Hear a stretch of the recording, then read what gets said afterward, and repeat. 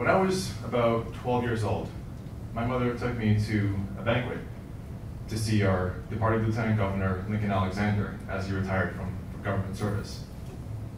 And it was spectacular. I mean, you had all these wonderful people, this amazing brunch, you know, dinner and drinks and political talk, which meant it was the most boring place in the world for a 12-year-old.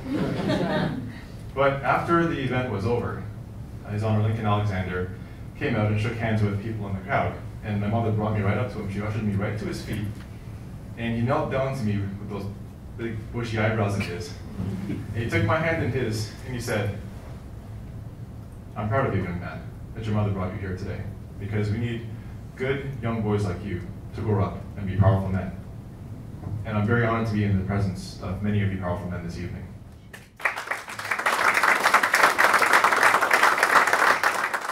My opponent in the election is Robin Doug Ford's nephew, Michael Ford. So a good friend of mine sent me a quote on adversity. Okay, continue laughing. Get it all out of your systems. But my friend Nathia sent me a quote on adversity. It was by Bishop T.D. Jakes, and to be honest, I forget the quote because I tend to not listen to any quotes on adversity. Why? Because we speak of it as some sort of ethereal thing that sort of exists, which we must overcome, and then we become more noble by overcoming adversity. Yes? Yes. Adversity is not a non-entity. Adversity is a thing that is deliberately placed by people as obstacles, as tripping hazards in front of others. If you were at work and somebody placed a tripping hazard in front of you, the WSIB would be all over that workplace.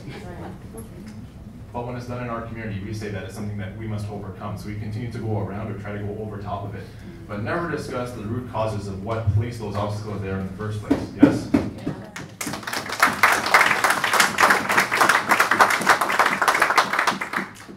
You're going to want to stop clapping for a minute, because I have a few gripes. I spoke with some African Canadian organizations, the president of several organizations, one of which, when I had a conversation, I asked, why is it that our organizations seem to be sitting these elections out over and over and over? We love to attend our balls and galas and honor our forefathers and talk about the greatness that we achieved in our past, but are not laying the foundation for the future.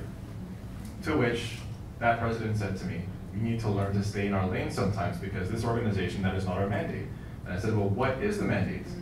The mandate is to be a business incubator, to foster excellence and develop future leaders. To which I said, if you are waiting for someone to come along and develop themselves and ingratiate themselves into the community, essentially what every single one of our organizations is doing right now as far as policy goes is wait until someone develops themselves first, then jump in and take the credit afterwards. The one thing that we need to be very, very wary of is how we're portrayed in the media right now, because we keep sitting this one out, which means that the loudest and most ignorant end up speaking for the entire group. The problem is, and I'm going to say it out loud, the problem is our widespread support for somebody like Rob Ford. And a lot of people are nodding in the room right now, but the fact is we're not speaking up enough about it. So where it comes to writing letters to the media, which I have done, where it comes to getting on television saying that those people do not speak for us, Rob Ford has actually become very costly to our community. It can definitely bring more knowledge, especially to the black community, and understanding what goes on. Just because of something other politicians might show their face in the community, what do they actually do? And he brings results, not just showing a face for promotion. So that's excellent. I'd rather see the work done than just coming to my party. Anybody can show up to a party. I want to see what do you do for our community? What do you do for us? Who is running for city council in your ward? How can you go and support them? What are the issues that are near and dear to you? Why are you not speaking up much, much louder? On the subject of Rob Ford in our community, we've heard over and over from himself, his brother Doug, that no one's done more for the black community than Rob Ford. Yep. Thank you. My answer precisely. But there are some of us who continue to believe that, because he'll show up to our concert, he'll come to our events, he's happy to cut the ribbon, happy to, I won't say speak our language, but more like imitate it. He's very happy to line up on our women, eat our food, listen to our music, and say, I am helping this community. Yet, I looked through every single one of Rob Ford's votes from the Community Recreation and Development Committee. About the votes. It's about the votes themselves. Every single time where the committee has brought questions from various community groups, all 214 of them, including the BBPA, Tropic Canada Community Service, the Urban Financial Services Coalition. All of these groups bring the question to City Council, can you help us fund and support our communities? And City Council, usually unanimously, will vote, yes, we are willing to help you develop your own communities. And the only vote, every single time, there's not been one single yes vote in the entire 4 years he's been in office, the only no vote tends to be Rob Ford.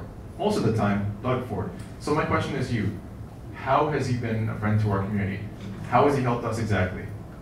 By taking pictures with us, by cutting ribbons? Now that I know who he is, and seeing what he supports and the type of thing he's trying to bring to the communities and the specifically black community is really great.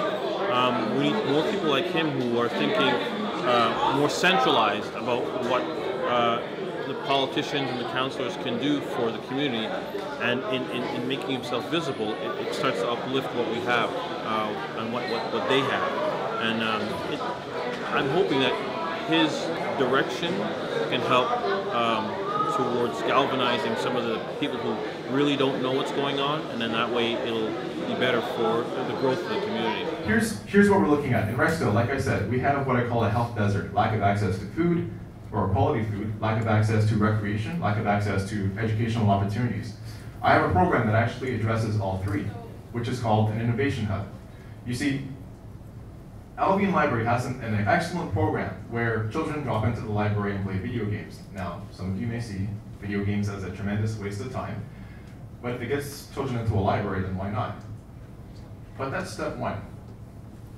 How about step two? My question is, video gaming and tech industry in general is one of the most close-knit groups, and you have to be an insider in order to get in.